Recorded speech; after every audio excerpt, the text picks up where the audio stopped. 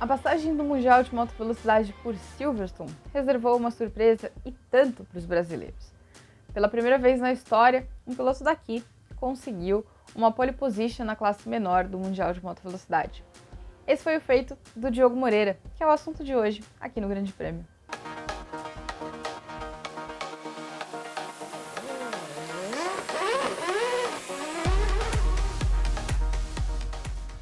Se você não acompanha a Moto3, primeiro saiba que você está perdendo a melhor categoria de todas. É um erro ficar só assistindo a MotoGP, porque por mais que a MotoGP seja maravilhosa, a Moto3 é a coisa mais incrível que você pode assistir, porque a disputa em todas as corridas é eletrizante. E o melhor para quem é brasileiro e gosta de ver um piloto da casa é que esse ano a gente tem um piloto estreante, um piloto brasileiro, que é super competitivo, super talentoso, e no fim de semana, na Grã-Bretanha, conquistou a primeira pole position da carreira. O Diogo estreou no começo do ano, né? Tem 18 anos, completou 18 anos já na temporada em curso e tá indo muito bem, obrigado, nessa temporada de estreia. Ele corre com uma equipe que também é estreante, a MSI, mas isso não tem sido um problema. Ele se adaptou muito bem com a equipe tem sido bem competitiva também. E aí no fim de semana, correndo numa pista que ele nunca tinha visitado, ele foi lá, cravou a pole position. Na corrida, teve um problema ali com a pressão do freio, chegou a cair para 15º, mas conseguiu escalar de volta até terminar a prova em sexto.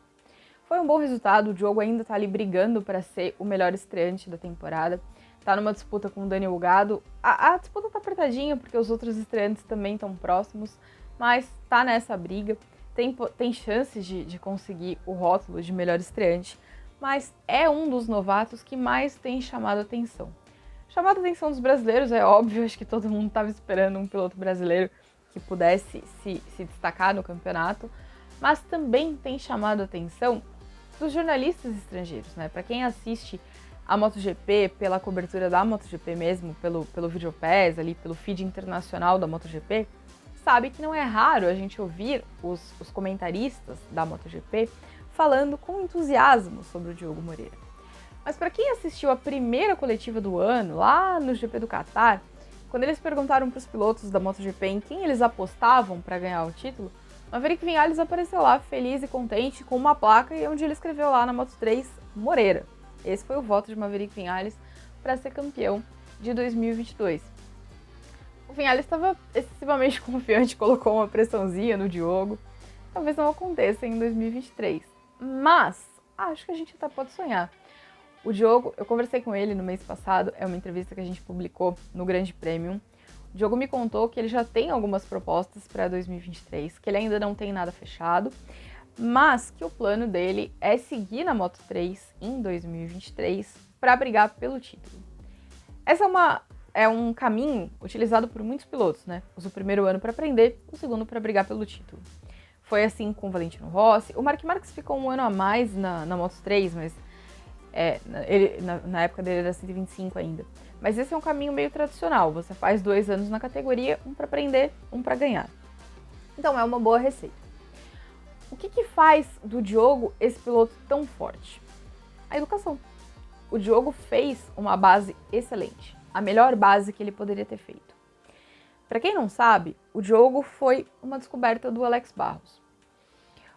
A cervejeira Estrela Galícia, ela tem um projeto que ela apoia na Espanha muitos pilotos do motociclismo, né? Você já deve ter visto que tem o patrocínio dela nas motos da MotoGP, tem nas motos da Moto3.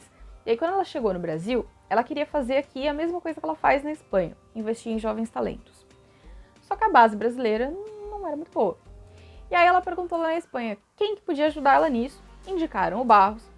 E aí o Alex foi procurar um piloto que pudesse desenvolver para fazer parte desse projeto da Estrela. Ele encontrou o Diogo no motocross, levou o Diogo para a moto velocidade. E aí esse projeto já previa um intercâmbio para a Espanha. O Diogo foi para a Espanha e na Espanha ele fez parte da Monlau, que é a escola técnica que formou Marc Marquez. Sim, aquele Marc Marquez. Dentro da Monlau, o Diogo disputou as categorias de base da Espanha, né, como o Mundial Júnior, por exemplo, e ele também correu na Red Bull Rooks Cup, que é uma das categorias mais importantes quando se fala em base do motociclismo. Por ela já passaram nomes como Johan Zarco, Brad Binder, Jorge Martin, muitos dos pilotos que a gente vê, o Pedro Acosta, por exemplo, que foi um fenômeno na Moto3 no ano passado, passou pela Hooks Cup, foi campeão da Hooks Cup. Então, muitos dos pilotos que hoje a gente vê tendo sucesso no Mundial de Moto Velocidade passaram pela Hooks, foram competitivos na Hooks, onde o Diogo também foi competitivo, estava sempre ali brigando entre os ponteiros, chegou a fazer pole. Então, foi um campeonato importante para ele, foi uma escola importante, e daí ele chegar preparado ao Mundial de Moto Velocidade, porque ele fez a base mais importante da atualidade. Ele estava lá na Espanha, que é o país onde hoje tem uma briga, né, entre Espanha e Itália, qual dos dois tem a base mais forte. Mas a Itália tem muitos dos pilotos italianos que a gente vê tendo sucesso estão ali relacionados ao Valentino Rossi. A Espanha tem muito mais um projeto de país forte, né? Eles não estão relacionados a um piloto. É mais um esquema nacional mesmo que funciona bem para todo mundo. E o Diogo fez essa base. Então, quando ele chegou no Mundial, as coisas começaram a funcionar, porque ele já estava competindo em um ambiente de nível competitivo muito alto. Ele não dominava um lugar onde as coisas não eram boas.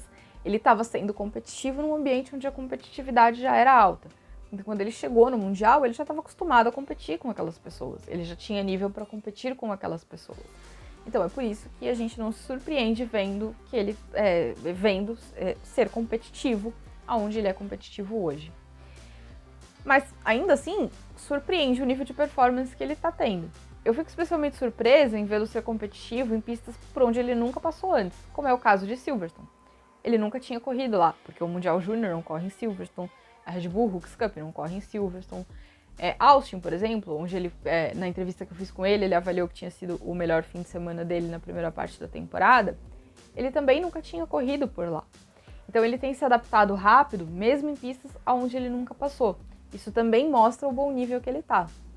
Então, o Diogo é um menino talentoso, é um menino rápido, é um menino que se entende muito bem com as pistas e que está sendo muito, muito inteligente em aprender o campeonato, em aprender a moto, aprender tudo, né? Se você vê, ele tá brigando com gente que tem muito mais tempo de categoria, porque normalmente ele tá ali no primeiro pelotão, então ele tá lutando com gente que tem mais tempo de categoria, como o André Minho, por exemplo, o Denis Foggia, que são caras que já estão ali na Moto3 há mais tempo do que ele.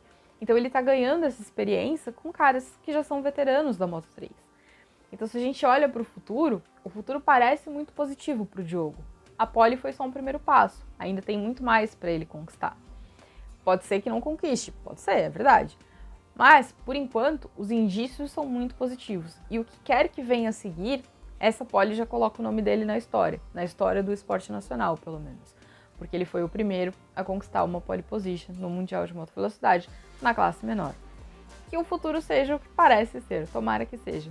Tenho certeza que vocês aí estão na torcida, porque a gente sempre vê nas redes sociais muita gente animada com o Diogo, com as coisas que ele está conseguindo, com as coisas com o que ele mostra, né, com o potencial dele e tudo mais. Então já sabe, me conta aí o que vocês acham e a gente se vê na semana que vem. Até mais!